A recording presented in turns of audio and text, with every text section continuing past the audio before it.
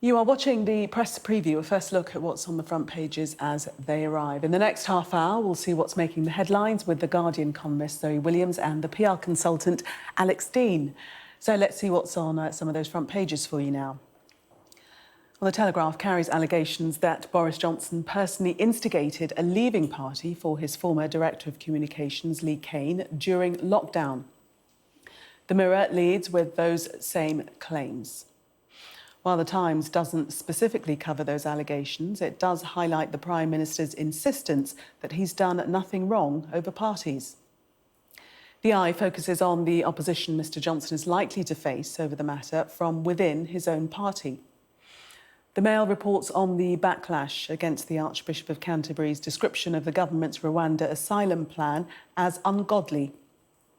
The Guardian has seen figures which show that women who live in England's poorest areas die younger than their counterparts in almost every comparable country. Research carried out by the Financial Times has found that the ongoing war in Ukraine, taken together with the twin presence of slow growth and high inflation, pose a significant threat to a worldwide economic recovery. The Sun features a royal exclusive reporting that the Duke and Duchess of Sussex have hired one of Barack Obama's former bodyguards. And The Star features the actor Brian Blessed laying into the character of MPs.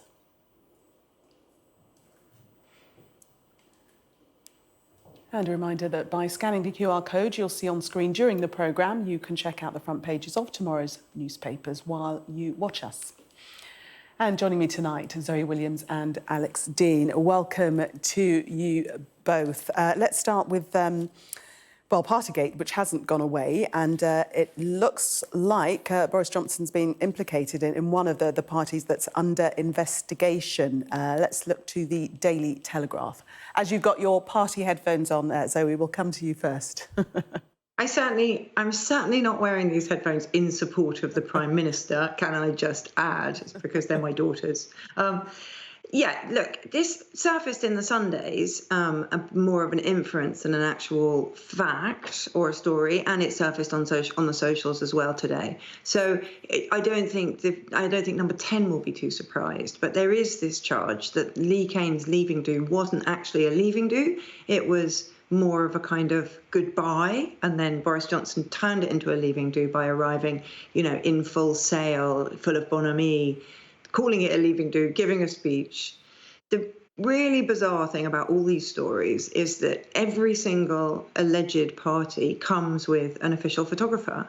So you do have to wonder what on earth was going through anybody's heads at this point. It's not as though there were no warnings from senior members of Cabinet Office saying this isn't a good idea, but apparently those did not percolate, even to the extent that they let the photographer stay home. So there is a good pictorial record of everything that's going on, and I would be surprised if these kind of rather blustering Number 10 denials are actually going to amount to full-throated denials when it comes to it.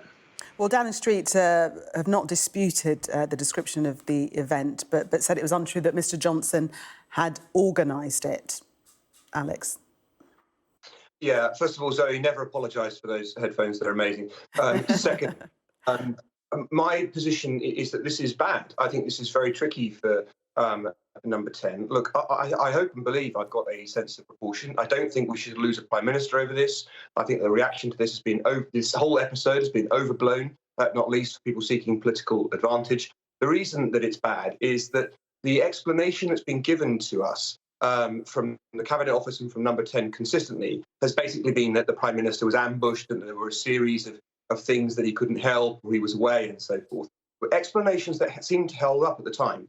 And I wanted, like the rest of the country, to move on. I also think that it's the wrong time to try to defenestrate a Prime Minister, given that he's leading us in this situation in Ukraine.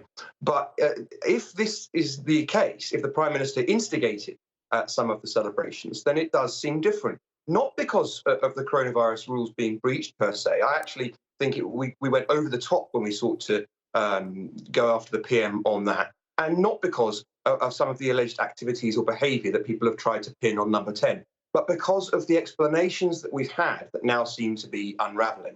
That, in the end, I think is going to be the sticking point. What's the PM said in parliaments, what's the PM said in response to questions that he's now going to have to row back on.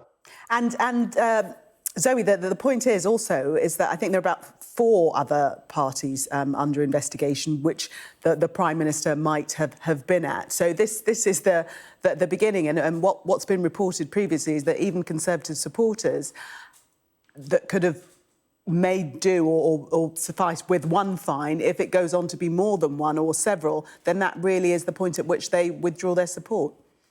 Well, it does become extremely difficult because these fines are, of course, compound, right? So if he ends up with 5 fines, then that's a not insignificant amount of money. And that will be excruciatingly embarrassing if indeed he is capable of embarrassment, which, evidence suggests that he may not be. The thing is, I hear this line a lot at the moment, people saying, well, I think the rules were stupid. Obviously he got caught out, but the rules were stupid. Now, that's a fine thing to think. I mean, all of us at some point may have thought, I wish I didn't have to abide by that rule or this one. But the truth is that really the casting judgment goes with the people who were subject to the rules at the sharpest edge of their lives, losing parents, not being able to see them, holding funerals, not being able to hug people. Those people are not going to forget any of this, and they're not going to say this pales into insignificance next to Ukraine. They're not going to say, what's a case full of wine? What's wine in a wheelie case compared to a cost of living standard crisis? They're not going to say any of those things because these rules mattered to them at moments that they won't forget. So I think Number 10 and its cheerleaders generally have to test out some new lines, because this kind of attempt at a sense of proportion, which goes, these were just parties and now the world has got more serious. Things don't get much more serious than having lost a loved one during the pandemic. And that's not the end of the telescope those people are looking through. And Alex, as you say, it gets more serious for the Prime Minister when we have headlines like the Mirror that he actually led the party in this instance. Yeah, look, I want to address what Zoe said. I lost my father in lockdown, not to coronavirus, but to cancer. And we had one of those appallingly wretched funerals ourselves, where we wore masks and there were no hymns and you couldn't hug each other. And it was horrible. But I still hope and believe that I've got a sense of proportion about my country. And I don't think it would be right to lose a Prime Minister over this. And I do think that it's right to try to take all circumstances into account. I didn't say that the rules were stupid. I said that it would be disproportionate to have an outcome that saw us defenestrate a Prime Minister over some wine and some cakes. That said, the reason I think this is a problem isn't because of the behaviour. It's because the explanation that we've received throughout, it now seems to be slightly unravelling. And this often happens in political situations. If you just go at something long enough, the explanation which stood up at the first, second, the third and fourth attempt suddenly seems to be in jeopardy as more facts come out. And that's the problem Number 10 is going to have now, not least because many spokesmen and defenders of the government have been sent out with old lines, with old justifications and explanations of behaviour, which are in jeopardy because of stories like this.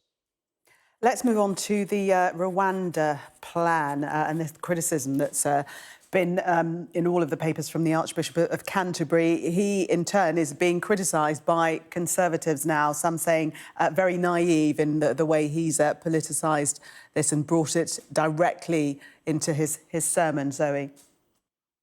Yeah, sorry, just to say, Alex, I'm terribly sorry about your dad. OK, so the funnier headline is actually on the Telegraph, which says that Welby's been attacked for moralising. Now, I think, he was moralising. He did say that this plan is immoral. He did say God would not approve. That's about as morally focused as you get. But if an archbishop isn't allowed to moralise, what next? You want a surgeon who doesn't know where your spleen is? He's got to moralise. That's the point of spiritual leadership. Now, you can disagree with kind of the link between church and state, but not, I don't think, can you disagree with an archbishop saying that this plan is immoral. Just to recap the plan, of course, under this scheme, which wasn't at all clear when it was first announced by Priti Patel with that kind of glee in her face, under this scheme, asylum seekers get dispatched to Rwanda, where even if their claims are successful, they're not successful in the UK, they are successful in Rwanda, and they're resettling in Rwanda. So we would, if this were real, I think it probably got an element of kind of strategic overblownness. I think it's possible that it won't amount to as much as it says it's going to. But if this scheme were real, then the UK would cease to be a place that gave sanctuary to people escaping war. It couldn't be more serious. It couldn't be more serious. Where we put ourselves in the league of countries who care about other nations to make this move. So, I'm kind of behind, I'm not a Christian, but I do find myself in Camp Christian on this occasion. Page, this article about the clean-up that's beginning in Ukraine. Well, of course, right now we're seeing the Russians tell the Ukrainians to surrender in various places, and quite rightly, the Ukrainians are refusing to buckle to their pressure. So we're not going to get to a clean-up proper until the Russians have removed themselves from the sovereign state of Ukraine and their unlawful invasion has ceased. But in the meantime, there are certain parts of Ukraine that have been liberated. And my God, this problem is going to be with the Ukrainians for years. Unexploded munitions, pollution of the worst kind, destruction of basic facilities, infrastructure in ruins. And this is why we picked this story to talk about, because what we've seen in past times is that when the conflict stops, international attention goes away. And whilst we are helping as much as we can right now with Ukraine, help of a different kind becomes necessary. And not for months either, but for years after a conflict ends. And after all, if we want Ukrainians to be able to go back home and have a home worth living in, and the millions of people who've had to flee their homes can go back to something, my gosh, we're going to have to help them, not just in fighting, but in peacetime as well. No, absolutely. Zoe, it's going to be some time before they can ever return to any sort of normality. Well, it's extremely difficult as well to figure out how best to start this cleanup operation when there's no, there's not even a pause from Russia. There's simply them regrouping. And ultimately, as Zelensky has said since the beginning, he's going to want reparations from Russia, and he's going to want Russia to bear the cost for this. So that's, I think, probably the challenge facing them is how to kind of bring back civilization when you're in this limbo, when you're in a kind of financial and military limbo, and you have no idea what's going to happen next. It's just unimaginable, the decisions the Ukrainians are having to make, both at a kind of municipal and personal level. Absolutely. We're going to change gear slightly to the Daily Star. We don't normally end on that paper, but Brian Blessed has a few things to say about our politicians, Alex. First being Gordon's alive, and by which he put Brown and a return to standards he prefers. Brian Blessed thinks we haven't got great politicians and has laid waste to all about him, perhaps wearing a Hawkman suit, I don't know, saying how bad he thinks politicians are. And I, for one, having grown up in the 80s, just love the sight of Brian Blessed. He must be so bored Alex. of people saying and screaming Gordon's alive, as you just did. That ends it there. Zoe and Alex, thanks very much. See you in the next hour.